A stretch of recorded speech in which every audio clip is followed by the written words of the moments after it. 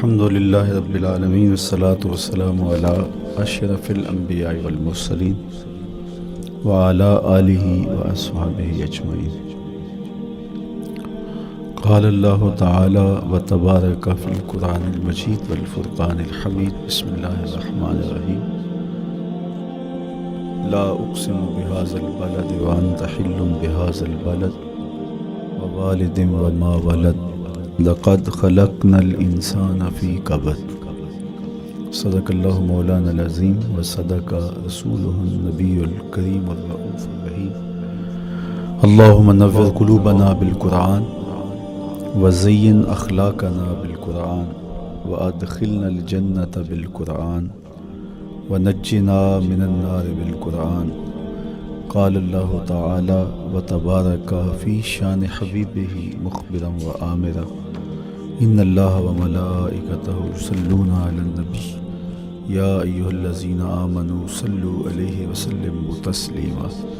اللہم صلی علی سیدنا ومولانا محمد معدن الجود والکرم صلاۃ وسلاما علیک یا سیدی یا رسول اللہ۔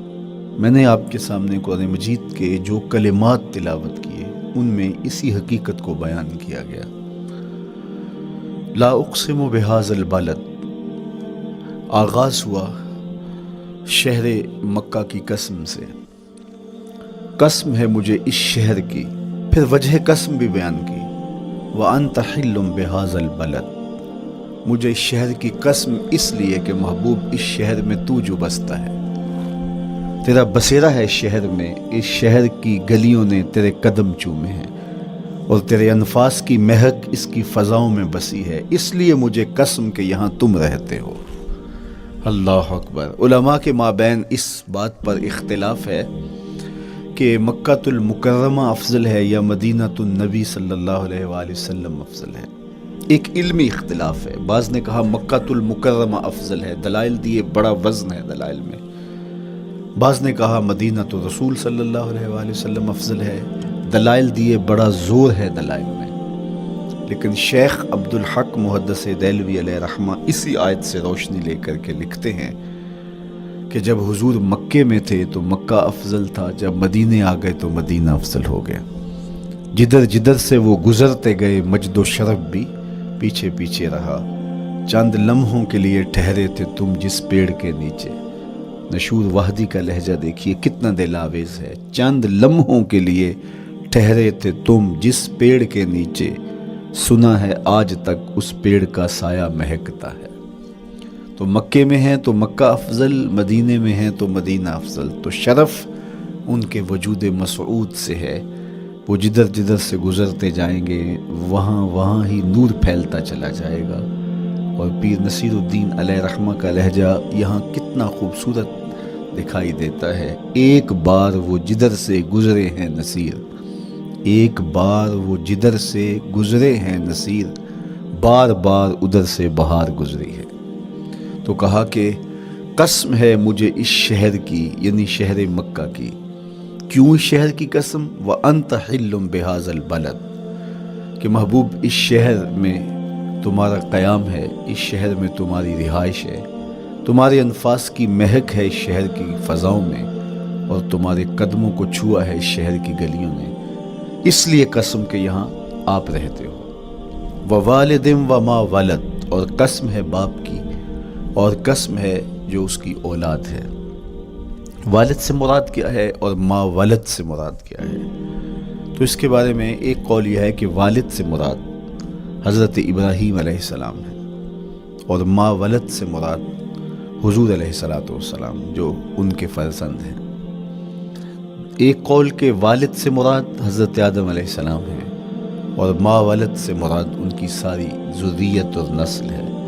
تیسرا قول کہ والد سے مراد حضور علیہ السلام ہے، اور ما ولد سے مراد حضور علیہ السلام کی ساری امت، حضور علیہ السلام کی ساری آل اطرت، حضور کے اصحاب۔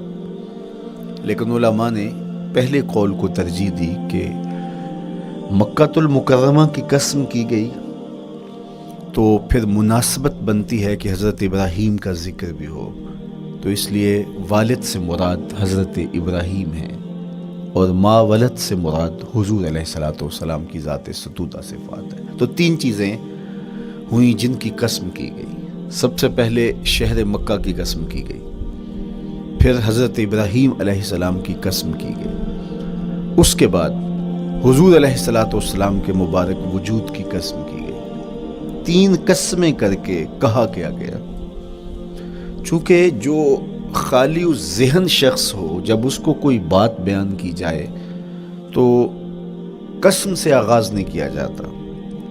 متردد الذہن کو کوئی بات کرنی ہو تو قسم سے آغاز کیا جاتا ہے، یا پھر آپ جس مضمون کو بیان کرنے جا رہے ہیں وہ اتنا اہم ہے کہ اس کی اہمیت کو اجاگر کرنے کے لیے آپ کو قسم کرنا پڑتی ہے۔ تو یہ جو ماں بعد کا مضمون ہے جس کو میرے رب نے بیان کیا، اس سے قبل ایک نہیں، دو نہیں، تین قسمیں کی، تو پھر کان تو کھڑے ہو گئے، سماعتیں تو بچھ گئیں کہ وہ کون سی شے ہے جس کو بیان کرنا مقصود ہے، اور اس سے قبل قسم پہ قسم کی جا رہی ہے۔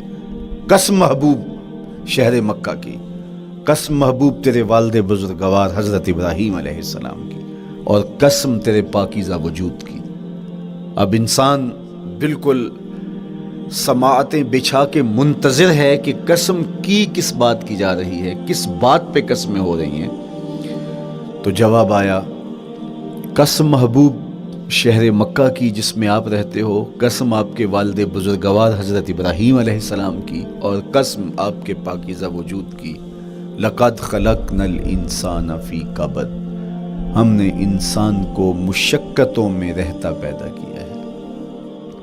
یعنی انسان کی زندگی کے اندر مشقتیں، مشکلیں، آلام، مصائب، حالات کی تلخیاں، سخت مراحل، یہ اس کی زندگی کا حصہ ہے، اور ہم نے اس کو ڈیزائن اس طرح کیا ہے کہ یہ ان ساری مشکلات سے نہ بردآزما ہوگا اور حالات کی تلخیوں کا مقابلہ کرے گا، اور خیر و شر کے ساتھ ساری زندگی اس کا تعلق رہے گا۔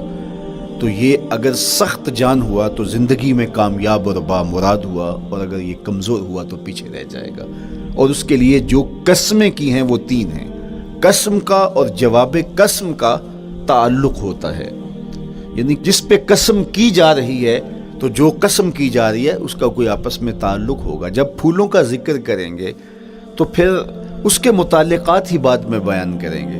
کسی نے کہا تھا جنگل میں کوئی مے خار مرا ہے، جنگل میں کوئی مے خار مرا ہے، اسے انگور کے پتوں کا کفن دو۔ میاں جنگل میں مرنے والے شخص کو کسی اور درخت کے پتوں کا بھی تو کفن دیا جا سکتا ہے، لیکن صاحب مرنے والا مے خار ہے، اور شراب کشید کی جاتی ہے انگور سے، تو اس کو تو ٹھنڈ تب بھی پڑے گی کہ انگور کے پتوں کا کفن دیا جائے۔ تو مناسبات ہوتی ہیں۔ تو اب جب قسم کی گئی تو قسم تین چیزوں کی گئی، اور اس کی جواب قسم سے مناسبت کیا بنتی تھی؟ انسان کو مشقتوں میں رہتا پیدا کیا گیا، حالات کی تلخیوں سے گزرتا ہے، سخت تربیتی مراحل سے اس کو گزرنا پڑتا ہے۔ تو اس چیز کو بیان کرنے سے قبل تین قسمیں کی گئی۔ پہلی قسم میرے حضور کے پاکیزہ شہر کی، مکہ المکرمہ کی، اس لیے کہ مکہ المکرمہ میں دیکھ لیجئے کہ صحابہ اور حضور کے ماننے والوں نے کیسے تلخ زندگی کاٹی۔ شجر اسلام ثمر بار ہوا تو ہمیں تو یہ کھلے ہوئے پھول دکھائی دیتے ہیں، لیکن ہم نہیں بھول سکتے کہ بلال حبشی کی پیٹھ پہ کیسے کوڑے برسے اور احد احد کیسے پکارتے رہے۔ تو ہم اس منظر کو دیکھیں، مکہ کے ان حالات کو دیکھیں، تو اس لیے قسم کی مکے کی، اور پھر حضرت ابراہیم علیہ السلام کی قسم کی، چونکہ حضرت ابراہیم نے جس قدر اذیتوں سے گزر کر کے، مصائب آلام کا سامنا کر کے، حالات کی تلخیوں کا مقابلہ کر کے اپنا راستہ بنایا اور اپنے رب کی رضا پائی، وہ تاریخ کا ایک انوکھا باب ہے۔ اس سے بڑھ کر کیا ہوگا کہ جلتی ہوئی آگ میں چھلانگ لگا دی رب کے حکم کی تعمیل میں، بیٹے کی گردن پہ چھری رکھ دی۔ یہ تماشا لب بام نہیں تھا، منا کی وادی میں وہ انوکھا واقعہ رقم ہوا کہ آج بھی تاریخ انگشت بدندہ ہے کیا ایک باپ، اور وہ اس بیٹے کو ذبح کرنے کے لیے آمادہ ہو گیا جو اس کی آنکھوں کا نور ہے اور دل کا قرار ہے، رب سے مانگ مانگ کے لیا، لیکن تعمیل ارشاد میں اس بیٹے کی گردن پہ چھری رکھنے کے لیے باپ تیار ہو جاتا ہے اور اس کو ذبح کرنے کے لیے آمادہ ہو جاتا ہے، حتیٰ کہ بیٹے کو لٹا لیتا ہے اور ہاتھ میں چھری پکڑ کے بیٹے کی گردن پہ رکھ کے پوری ہمت کے ساتھ جب چھری چلاتا ہے تو آواز آتی ہے فلما اسلم وتلہ للجبین ونادیناہ ان یا ابراہیم قد صدقت الرؤیا انا کذالک نجزی المحسنین۔ ابراہیم بس کرو، تم نے واقعی خواب پورا کر دکھایا۔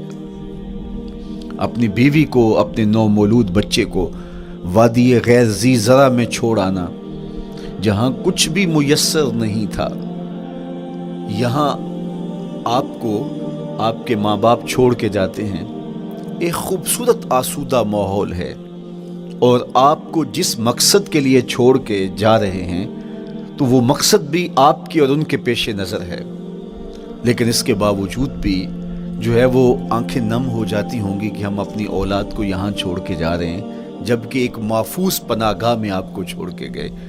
آپ کی تربیت کرنے والا ایک جو ہے وہ توانا طبقہ اور ایک توانا جو ہے وہ سٹاف موجود ہے جو آپ کی فکری، ذہنی، بدنی تربیت کے لیے کوشاں ہیں، لیکن اس کے باوجود بھی والدین محسوس کرتے ہیں لیکن اپنے نو مولود بچے کو وہاں چھوڑ کے جانا جہاں آب و دانہ بھی میسر نہیں تھا۔ مورخ اسلام فی جلندری نے اس وادی کا نقشہ کھینچتے ہوئے کہا، وہ وادی جس میں وحشت بھی قدم رکھتی تھی ڈر ڈر کے، جہاں پھرتے تھے آوارہ تھپیڑے بادے سر سر کے، جہاں پر گھاس اگتی تھی، جہاں نہ پھول کھلتے تھے، مگر وہ سرزمین تھی آسماں بھی جھک کے ملتے تھے۔ تو اس وادی میں چھوڑ کے آنا، حضرت ابراہیم نے جو امتحانات دیے، اس لیے ان کی قسم کی، چونکہ جواب قسم کا تعلق بنتا ہے تو قسم ابراہیم کے پاکیزہ وجود کی کہ جنہوں نے دکھ سہے، تکالیف آلام گوارا کی، لیکن پائے سوات میں لغزش نہیں آنے دی۔ تیسری قسم میرے حضور کے پاکیزہ وجود کی فرمایا جتنے دکھ مجھے دیے گئے، جتنی اذیتیں مجھے پہنچائی گئیں، اتنی کسی کو نہیں دی گئیں۔ پیدا ہوئے تو حضور کے باپ کا سایہ سر پہ نہیں تھا، پھر اس کے بعد حضور مختلف مراحل سے گزرے۔ 6 سال کی عمر میں ماں کا انتقال ہو گیا۔ جب راہ حق میں لوگوں کو دعوت رشد و ہدایت دینے نکلے تو جو لوگوں کے رویے تھے اور جو اذیتیں لوگوں نے پہنچائیں وہ ایک الگ باب ہے۔ مکے کی گلیوں سے لے کے طائف کے بازاروں تک جن اذیتوں سے میرے حضور گزرے، ام المومنین سیدہ عائشہ رضی اللہ تعالیٰ عنہ فرماتی ہیں ایک دن حضور کی بارگاہ میں حاضری تھی تو ہم نے عرض کیا حضور کیا احد کے دن سے سخت دن بھی زندگی میں کبھی گزرا ہے؟ صحابہ کی نظر میں اس دن سے سخت دن کبھی زندگی میں نہیں آیا، اس لیے کہ جب 70 صحابہ کی لاشیں پڑی تھیں، حضور کے چچا حضرت امیر حمزہ شہید کر دیے گئے، اور نہ صرف انہیں شہید کیا گیا، ان کا مسئلہ کیا گیا، اعضائے بدنیاں کاٹ دیے گئے، ناک کاٹ لی گئی، زبان کاٹ لی گئی، بدن چیر کے کلیجہ نکالا گیا، اور پھر ان اعضاء کا ہار پرویا گیا، اور ہندا نے گلے میں ڈال کے رقص کیا، آنکھوں میں نیزے چبھوئے گئے۔ تو یہ دردناک دن تھا۔ تو حضور کے سر انور پہ سفید رنگ کی پٹی بندھی تھی اور چشمان رحمت میں آنسو تھے، اور بار بار فرماتے تھے ما فعل امی، میرے چچا کی کہانی سناؤ۔ تو یہ دردناک دن تھا جو صحابہ نے اپنی آنکھوں سے دیکھا۔ تو انہوں نے کہا حضور کیا احد کے دن سے سخت دن بھی کبھی زندگی میں آیا؟ ان کا خیال تھا کہ حضور فرمائیں گے ہاں یہ میرا زندگی کا مشکل ترین اور سخت ترین دن تھا، لیکن حضور نے فرمایا ہاں عائشہ، جب طائف کے بازاروں میں تیری قوم نے مجھے پتھر مارے تو یہ دن احد کے دن سے بھی سخت تھا۔ حضور ان کے 3 سرداروں کے پاس پیغام حق لے کے گئے، لیکن انہوں نے آگے سے جو رویہ اختیار کیا وہ اتنا اذیت ناک تھا۔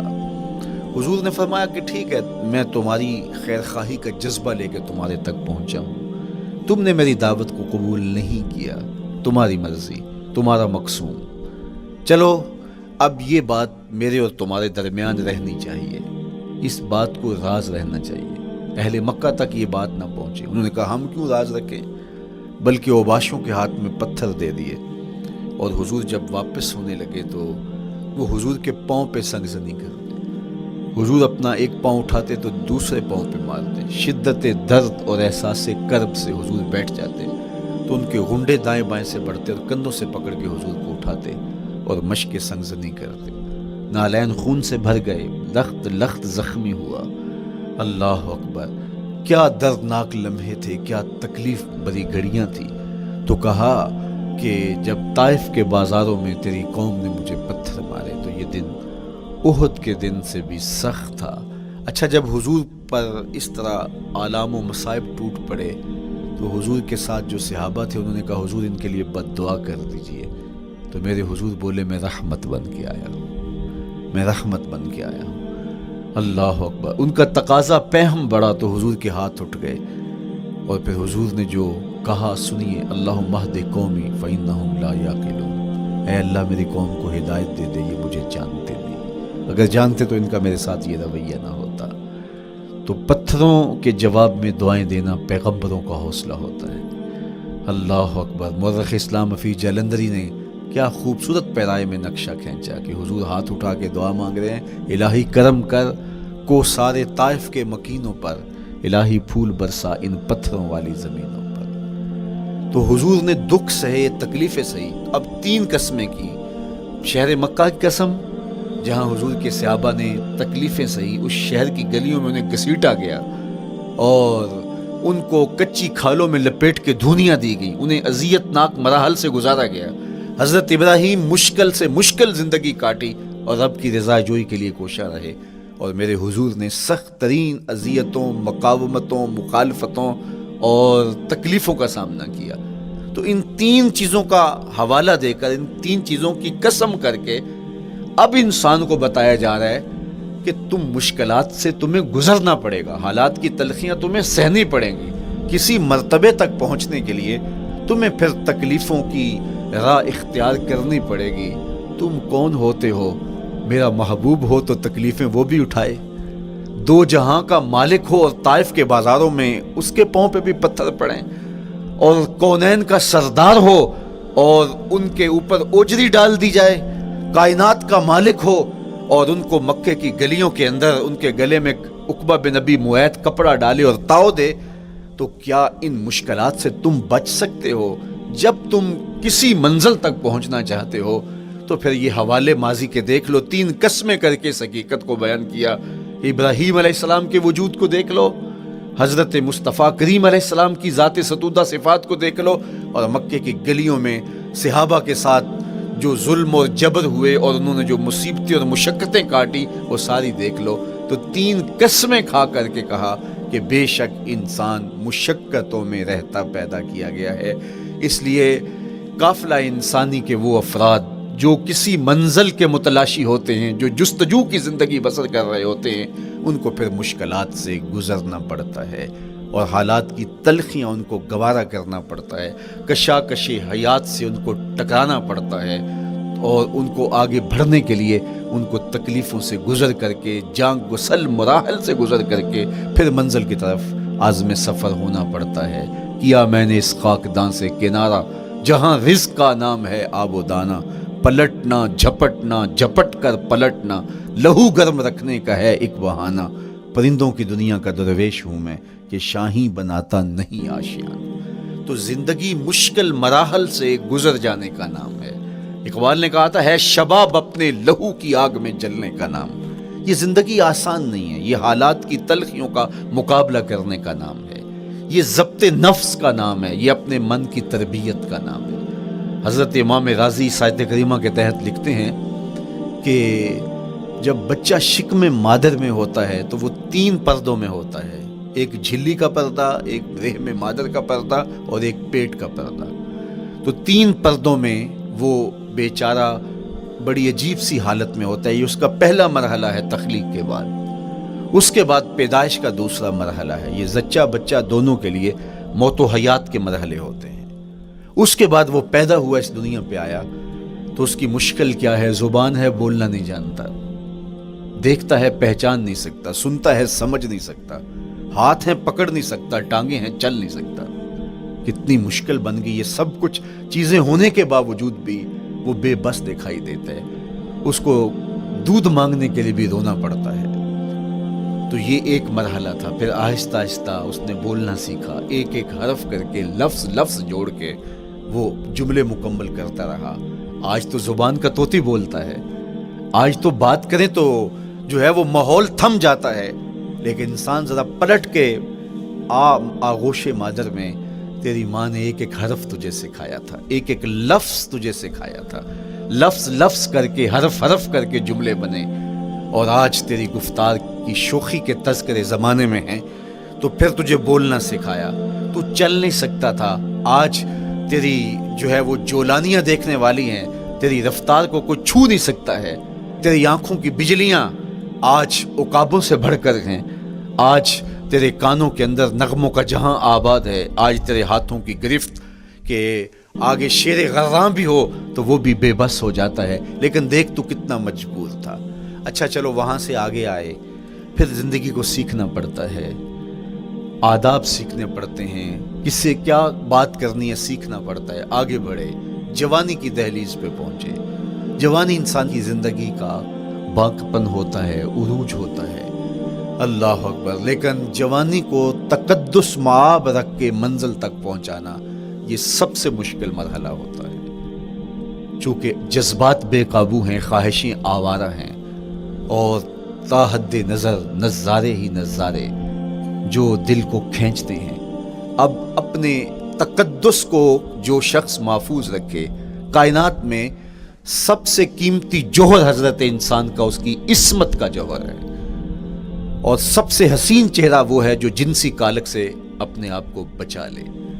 تو جوانی ہو، باقپن ہو، اور پھر اپنی خواہشات کو بے قابو نہ ہونے دیا جائے، سب سے مشکل مرحلہ پوری زندگی میں یہ آتا ہے۔ کسی نے کہا تھا کتاب زیست کا ایک اور باب بیت گیا، شباب بیت گیا، ایک عذاب بیت گیا۔ تو شباب کا ختم ہونا اور اس کو خیریت سے منزل تک پہنچنا، یہ کتنا بڑا مشکل مرحلہ ہوتا ہے، جس کا جوانی میں باطن کا چہرہ مسخ ہو جاتا ہے اور جنسی کالک سے جو چہرہ آلودہ ہو جاتا ہے، اس کا عفت کا دامن داغدار ہو جاتا ہے۔ تو اس لیے وہ چہرہ تاباں ہے، وہ چہرہ روشن ہے، وہ چہرہ منور ہے جو اپنے آپ کو کالک نہیں لگنے دیتا اور اپنی عصمت کی حفاظت کرتا ہے۔ میرے حضور نے بھی ارشاد فرمایا، سبعۃ یظلھم اللہ تعالی فی ظلہ یوم لا ظل الا ظلہ، 7 اشخاص ایسے ہیں قیامت کے دن جب کوئی سایہ نہیں ہوگا، اللہ ان کو اپنے عرش کا سایہ عطا کرے گا۔ ان میں سے پہلا شخص امام عادل حکمران، دوسرا شخص وشاب نشأ فی عبادت اللہ، وہ جوان جس کی جوانی اللہ کی عبادت میں بسر ہوئی، تیسرا وہ شخص ورجل قلبہ معلق بالمساجد، وہ شخص جس کا دل مسجد میں لگتا ہے، مسجد میں جمتا ہے، اور چوتھا شخص ورجل دعتہ امرأۃ ذات منصب وجمال فقال انی اخاف اللہ، وہ شخص جس کو دعوت گناہ ملی اور حسن قدموں میں بچھنے کے لیے بےتاب ہوا، اور اس نے کیا کہا، انی اخاف اللہ، میں اللہ سے ڈرتا ہوں، میرا اللہ مجھے دیکھ رہا ہے۔ میرے حضور نے فرمایا قیامت کے دن جب کوئی سایہ نہیں ہوگا، اللہ اس کے اوپر اپنے عرش کا سایہ تان دے، جو اپنی عصمت کے جوہر کو بچا گیا۔ تو یہ ایک مشکل مرحلہ تھا، اپنی جوانی کے تقدس کی حفاظت کرنا۔ میرے حضور نے ارشاد فرمایا، انا حبیب اللہ، میں اللہ کا حبیب ہوں، جو جوان جوانی میں توبہ کرتا ہے وہ بھی اللہ کا حبیب ہے۔ کتنا بڑا اعزاز ہے اور کتنا بڑا کمال ہے جو شخص کو ملتا ہے جو جوانی میں اپنی عصمت کے تقدس کی حفاظت کرتا ہے، اپنی آبرو پہ پہرا دیتا ہے، اپنی نظروں کی حفاظت کرتا ہے، اپنی سوچوں کو آوارہ نہیں ہونے دیتا، اپنے خیالوں کو بھٹکنے نہیں دیتا، اپنی خواہشات کو بے قابو نہیں ہونے دیتا۔ تو یہ مشکل ترین لمحہ تھا۔ اس کے بعد امام راضی کہتے ہیں اب شادی کا مرحلہ ہوا، تو پہلے خود اپنی ذمہ داری تھی، اب کسی کا بوجھ بھی اٹھانا پڑا، یہ اگلی مشکل آ پڑی۔ پھر بچے ہوئے تو پھر اپنی زندگی تو ختم ہو گئی، پھر ساری زندگی، پھر بڑھاپے میں چلے جائیں، ارذل العمر تک چلے جائیں، یہ ساری زندگی مشکلات۔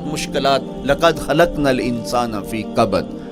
تو ہمیں عملی طور پہ مشکلات کے مقابلے کے لیے تیار ہونا چاہیے۔ دیکھیے ہم جب شکار کرنے جاتے ہیں اور وہ خطرناک جنگل ہو جس میں شیر، بھیڑی اور دیگر جانور بھی ہوں، تو پھر ہم حفظ ما تقدم کے طور پہ سب کچھ ساتھ لے کے جاتے ہیں اور اس انداز سے جاتے ہیں کہ ہمارے اوپر اگر کوئی حملہ ہو تو بچاؤ کی یہ تدبیر ہو۔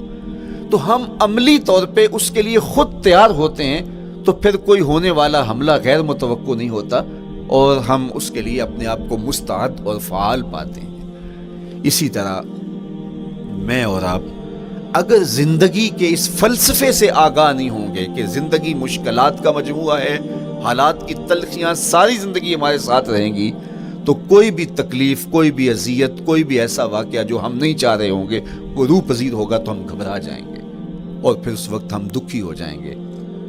اس لیے ہمیں یہ قرآن نے سکھایا ہے کہ تم عملی طور پہ زندگی کی سختیوں کا مقابلہ کرنے کے لیے آمادہ اور تیار ہو جاؤ۔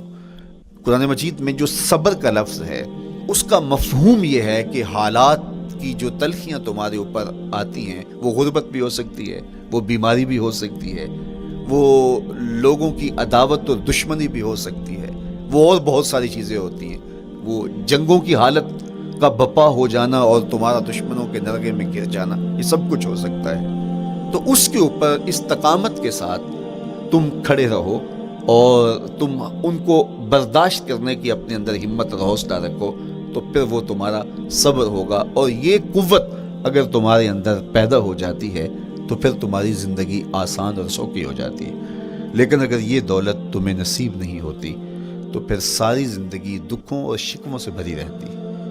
اس لیے ہمیں یہ چیز سیکھ لینی چاہیے کہ زندگی نام ہی مشکلات سے نہ برد آزما رہنے کا ہے۔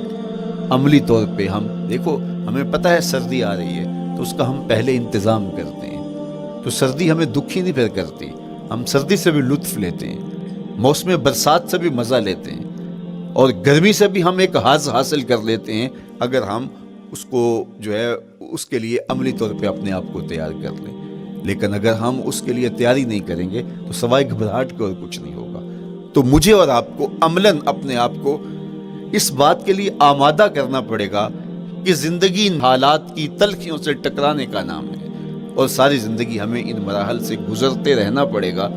اور قرآن نے جو ہے وہ 3 قسمیں کر کے، اور 3 قسمیں بھی شہر مکہ کی اور محبوب کریم کے پاکیزہ وجود اور جناب ابراہیم علیہ السلام کی، تاکہ تمہیں پتہ چلے جب ان کو بھی ان مراحل سے گزرنا پڑا میں اور آپ کیا بیچتے ہیں۔ اس لیے ہمیں اپنی زندگی کو ان راہوں پہ ڈالتے ہوئے صبر اور استقامت، اب صبر اور استقامت کی دولت ہمیں کیسے نصیب ہوگی، یہ دولت کس طرح، یہ قوت راسخہ ہمارے اندر کیسے پیدا ہوگی، اور کس طرح ہمارے من کے اندر یہ چیزیں سمائے گی۔ اللہ تعالیٰ کی خشیت، اس پر توکل، اس پر بھروسہ، اور اللہ تعالیٰ جل شانہ کی طرف سے ہر کام کے ہونے کا یقین ہمارے اندر یہ استقامت اور یہ حوصلہ پیدا کرتی ہے یہ چیز۔ اس لیے مجھے اور آپ کو اپنی پوری زندگی میں اس عمل سے گزر کر کے اپنے آپ کو مضبوط ترین صورتحال میں لا کے کھڑا کرنا پڑے گا، اور یہی زندگی کا جمال ہے۔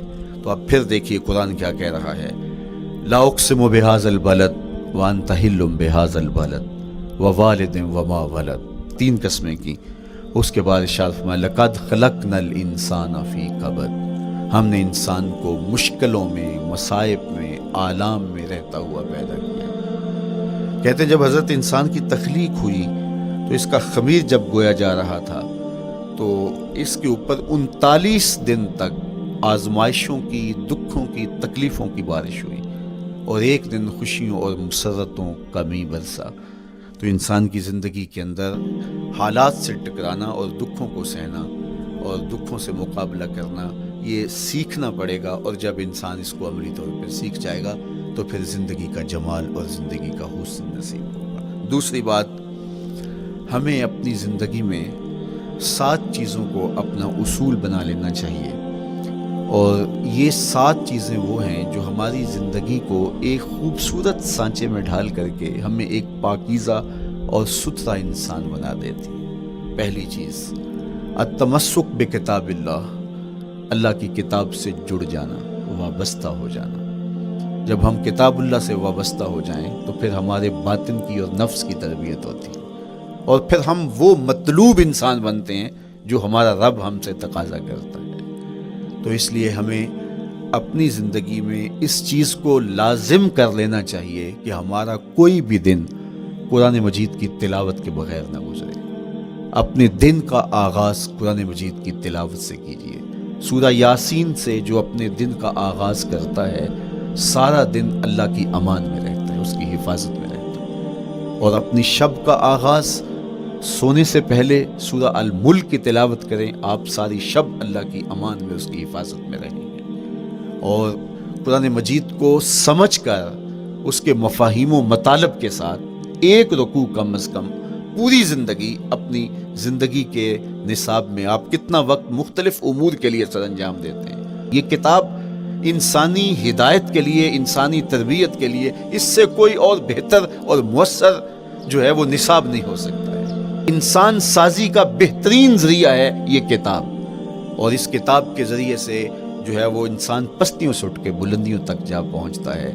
اقبال نے تو کہا کہ گر تمی خواہی مسلمان زیستن، نیست ممکن جز بقرآن زیستن، اگر تو مسلمان بن کے جینا چاہتا ہے تو قرآن کے بغیر ایک قدم بھی نہیں چل سکتا۔ تو آگے چل کے اسی نظم میں کہا کہ فاش می گوئم آنکھ در دل مزمرست، این کتاب نیست چیزیں دیگرست، اگر میں کھل کے بیان کر دوں جو میرے سینے میں چھپا ہے تو میں تجھے بتا دوں کھل کے یہ کتاب نہیں، یہ کوئی اور ہی شے ہے۔ کن لوگوں کو کہاں سے اٹھایا اور یہ کتاب کہاں تک لے گئی، جو باہمی جنگ و جدل میں الجھے ہوئے تھے اور حرف شناس بھی نہیں تھے، جو سواد آشنا بھی نہیں تھے، پھر انہوں نے جو ہے وہ روما کی سلطنت بھی الٹ کے رکھ دی۔ یہ کرشمہ تھا اس کتاب کا، جس نے زندگی کا جمال ان کی روحوں کے اندر پیدا کر دیا۔ تو میں اور آپ اپنی زندگی میں قرآن مجید سے کبھی بھی دور نہ ہوں، روزانہ کی بنیاد پہ آپ تلاوت کلام مجید اپنی زندگی میں شامل رکھیں۔ انشاءاللہ اس کے اجالے دنیا میں اور آخرت میں آپ اپنی آنکھوں سے مشاہدہ کریں گے۔ حضرت امام احمد بن حنبل فرماتے ہیں، میں نے رب سے کہا کہ مجھے اپنا قرب عطا کر، آواز آئی میرا قرب چاہتے ہو تو قرآن پڑھا کرو۔ یہ رب کی قربت کی بھی ضمانت ہے اور ضبط نفس اور باطن کی تربیت کا بھی ذریعہ ہے۔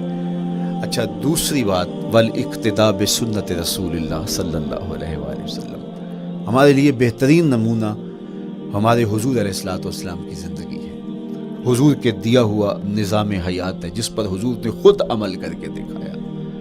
میرا عشق رسول، میری محبت رسول اس بات کا تقاضا کرتی ہے کہ میں ان کے طریقہ حیات کے مطابق اپنی زندگی گزاروں۔ اسلام دعوے کی بات نہیں کرتا، دلیل ہم سے مانگتا ہے۔ آج میں کہتا ہوں میں عاشق رسول ہوں، اور اتنا بڑا عاشق رسول ہوں کہ میرے جیسا زمانے میں دوسرا کوئی نہیں۔ میرے جذبات ایسے دکھائی دیتے ہیں، آسمان کو چیر دوں گا اور زمین کو پھاڑ دوں گا، لیکن ہمسایوں کے ساتھ میرا سلوک بتاتا ہے کہ میں عاشق رسول نہیں ہوں۔ دوستوں کے ساتھ میرا رویہ بتاتا ہے کہ میں عاشق رسول نہیں ہوں۔ میں کسی سے وعدہ کرتا ہوں اور پھر اس پہ پورا نہیں اتر پاتا، تو صاحب پھر آپ عاشق رسول نہیں ہیں، آپ کچھ اور ہیں۔ عشق رسول تو یہ ہے کہ میرے محبوب علیہ السلام نے کسی سے عہد کیا ہے کہ تمہارے آنے تک میں یہاں کھڑا ہوں، اور وہ جا کے بھول جاتا ہے، اور میرے حضور 3 دن وہاں منتظر رہتے۔ وہ اچانک گزرا اور دیکھا تو حضور علیہ السلام کھڑے ہیں، تو خود پریشان ہوا، صرف اتنی بات اسے کہی، صاحب تو نے مجھے مشکل میں ڈال دیا، تو نے مجھے مشقت میں ڈال دیا۔ عہد کیا ہے تو پھر اس کی پاسداری نبھا کے دکھائی۔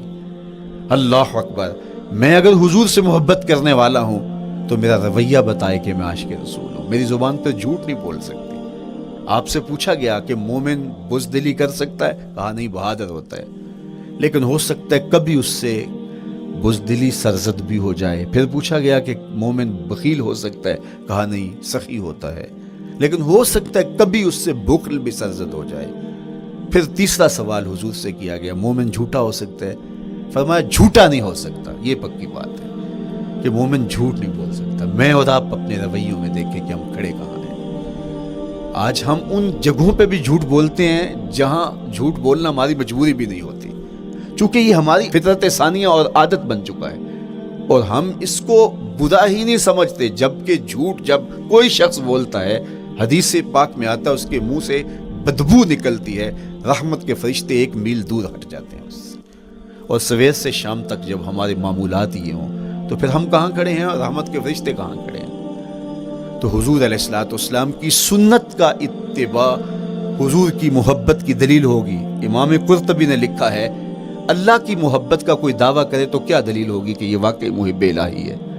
تو کہا اللہ سے محبت کا دعویٰ کرنے والے کے لیے دلیل یہ ہے کہ وہ قرآن سے پیار کرے۔ قرآن سے پیار اور قرآن سے محبت کی دلیل یہ ہے کہ حضور کا پیار سینے میں رکھے، حضور سے محبت کی دلیل یہ ہے کہ سنت رسول سے پیار کرنے والا ہو، اور سنت رسول سے پیار کرنے کی دلیل یہ ہے کہ بدعات سے اجتناب کرنے والا ہو، ہر وہ طریقہ جو میرے حضور نے نہیں دیا اس کو اختیار نہ کرے، اس طریقے کو اختیار کرے جو حضور علیہ الصلوۃ والسلام کا عطا کرتا ہے۔ تیسری بات، عقل الحلال، یہ وہ بنیادی اصول ہیں جو ہماری زندگیوں میں اتر جانے چاہیے اور ہم ایک صالح اور خوبصورت انسان بن کے اس معاشرے کا حصہ بن سکتے ہیں۔ عقل حلال زندگی میں شامل ہو تو زندگی کو جمال نصیب ہوتا ہے اور باطن اور ظاہر کو طمانینت نصیب ہوتی ہے۔ اگر رزق پاک نہیں ہے تو آپ کعبے بھی جائیں تو وہاں بھی آپ محروم پلٹیں گے۔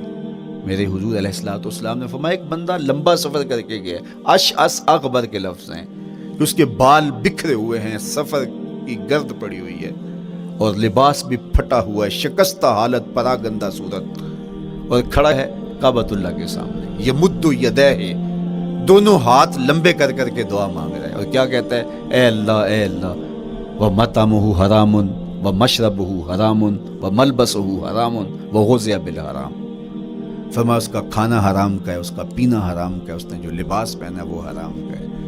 میرے حضور فرماتے ہیں بتاؤ اس کی دعا کیسے قبول ہوگی؟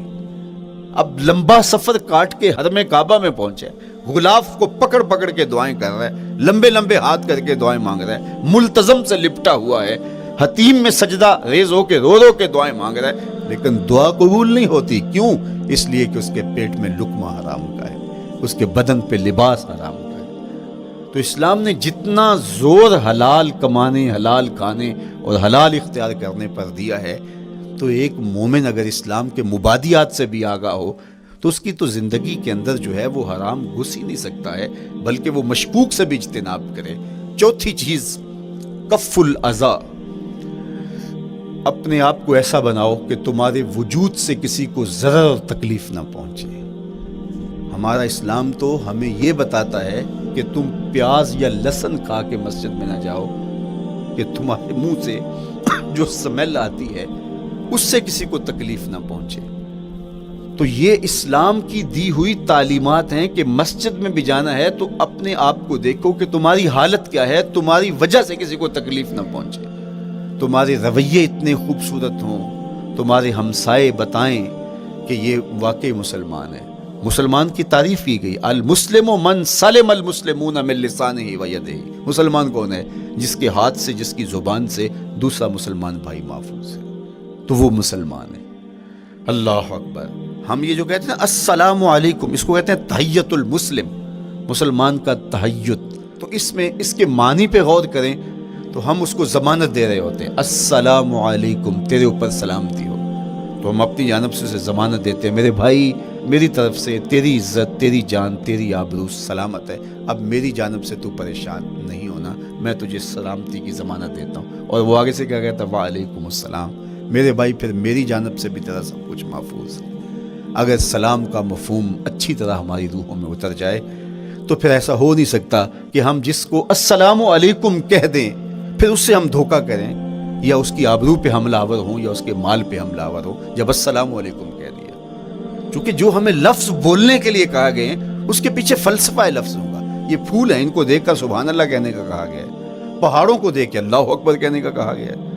پہاڑوں کو دیکھ کے سبحان اللہ کہہ دیں اور پھولوں کو دیکھ کے اللہ اکبر کہہ دیں، ایسا کیوں نہیں کہہ دیتے؟ لیکن نہیں، اس لیے کہ جب پہاڑوں کو دیکھتے ہیں تو دل میں ان کی ہیبت پیدا ہوتی ہے۔ اتنے بڑے پہاڑ، سمندر کو دیکھتے ہیں تو اس کی ہیبت پیدا ہوتی ہے، اتنا بڑا سمندر تا حد نظر پھیلا ہوا، تو جب اس کی بڑائی پیدا ہونے لگتی ہے تو فوراً پلٹایا گیا اللہ کی بڑائی کی طرف اور کہا بول اللہ اکبر، یہ نہیں میرا اللہ بڑا ہے۔ اور پھول کو جب دیکھا تو اس کی لطافت کی طرف الجھنے لگے، کتنا خوبصورت ہے، درزوں میں کیسے خوشبو بسی ہوئی ہے، کیسے رنگ ہیں، کیسے جمال ہیں، اللہ اکبر۔ وہ کیا کسی نے کہا تھا نا کہ درزوں کی لطافت میں خوشبو نے اماں پائی، گل چیرنے والے نے کس شان سے چیرا ہے۔ تو کیا کمال ہے یار، کیا پتیاں ہیں، کیا رنگ ہے، کیا خوبصورتی ہے، کیا لطافت ہے۔ الجھنے لگے، کہا بول سبحان اللہ، یہ کیا ہے جس نے رنگ بھرے ہیں وہ پاک ہے۔ تو تیرا دل الجھ نہ جائے تو جو ہم بولتے ہیں، لفظ جہاں بھی بولتے ہیں اس کے پیچھے ایک فلسفہ ہوتا ہے۔ السلام علیکم یہ تحیت المسلم ہے۔ جب ہم کسی کو کہتے ہیں السلام علیکم تو اس کو ہم نے ضمانت دے دی، بس بات ختم۔ اب جو ہے وہ میری جانب سے تو محفوظ ہے. لیکن ہم سلام بھی لے رہے ہوں گے اور ہاتھ بھی کاٹ رہے ہوں گے اور اس کی جیب بھی کاٹ رہے ہوں گے, پھر سلام نہیں لیا, ہم نے منافقت کی ہے. تو کف الاذی چوتھی چیز. اور پانچویں چیز اجتناب المعاصی, گناہوں سے اپنے آپ کو بچا کے رکھنا. نیکی کرنا بہت اہم ہے, لیکن نیکی کرنے سے زیادہ ہم اپنے آپ کو گناہوں سے بچانا ہے. چونکہ شر کی قوتیں ہمارے ساتھ جڑی ہوئی ہیں, اس لیے اپنے آپ کی حفاظت جب ہم کریں گے تو ہم ایک اچھی صورت میں آگے بڑھیں گے. اور چھٹی چیز وہ ہے التوبہ. توبہ تسلسل کے ساتھ کرتے رہیے. یہ تصور کہ بڑھاپے میں توبہ کریں گے, یہ تصور کہاں سے آیا؟ یا ہمارے ہاں آج کل یہ کلچر پیدا ہوا ہے کہ لیلۃ القدر یا شبرات کے دن سارے جڑ کے توبہ کرنے بیٹھ جاتے ہیں اور پورا سال اپنی مرضی کی زندگی گزارتے ہیں. ایسا نہیں ہے. میرے حضور کے دامن پہ ایک بھی گناہ کا دھبا نہیں تھا. ہم نبیوں کی عصمت کے قائل ہیں, کسی نبی پر کوئی گناہ کا دھبا نہیں ہوتا. اگر اس امکان کو بھی تسلیم کر لیا جائے تو ساری شریعت مشکوک ہو جاتی ہے. لیکن اس کے باوجود حضور فرمایا میں دن میں اللہ سے 100 بار توبہ کرتا ہوں, ایک دن میں 100 مرتبہ توبہ کرتا ہوں. میں اور آپ دیکھیں کہ ہم کیا اس معمول کو اپنی زندگی میں شامل کیے ہوئے ہیں. جب انسان توبہ کرتا ہے, جب غسل کر لیتا ہے نا ایک دفعہ, تو پھر وہ بچ بچ کے چلتا ہے کہ کوئی گرد دوبارہ پڑ نہ جائے. اور جب وہ لتھڑا ہوا ہو تو پھر اس کو پرواہ بھی نہیں ہوتی. اس لیے ہمیں بار بار غسل کرنے کی, بار بار توبہ کرنے کی تلقین کی گئی ہے, تاکہ ہم پھر نئے گناہوں سے بچتے رہیں گے. تو اپنی زندگی میں توبہ کا تسلسل کیجئے, شام سویرے صبح بار بار اللہ سے توبہ کی اور رجوع کیجئے. اور آخری چیز ادا الحقوق, حقوق کا ادا کرنا. ہمارے ذمے جو حقوق عائد ہوتے ہیں وہ ہمارے والدین کے ہیں, وہ ہمارے بہن بھائیوں کے ہیں, وہ ہمارے دوستوں کے ہیں, ہمسایوں کے ہیں, ہمارے اساتذہ کے ہیں, کلاس فیلوز کے ہیں.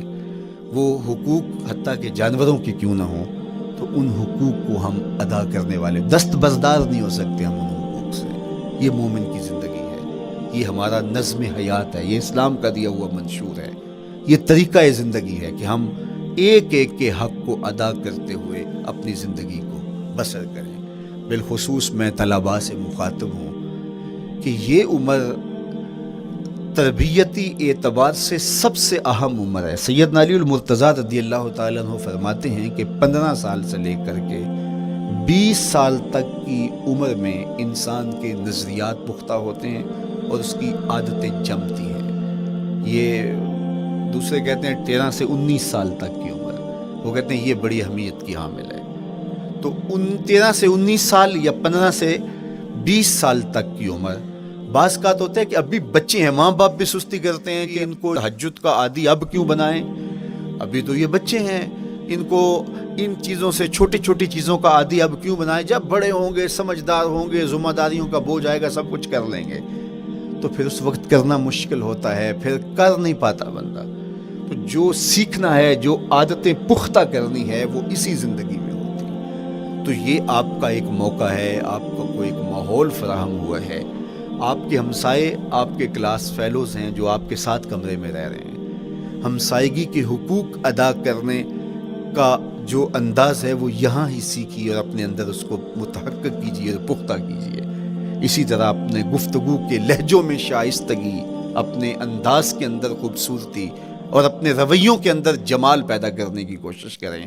اپنے آپ کو مؤثر بنائیں اور شریعت کے بتائے ہوئے اصول اور ضابطوں کے مطابق آپ جب زندگی کے چند دن گزار لیں گے, پھر زندگی گزارنے کا نشہ آنے لگ جائے گا.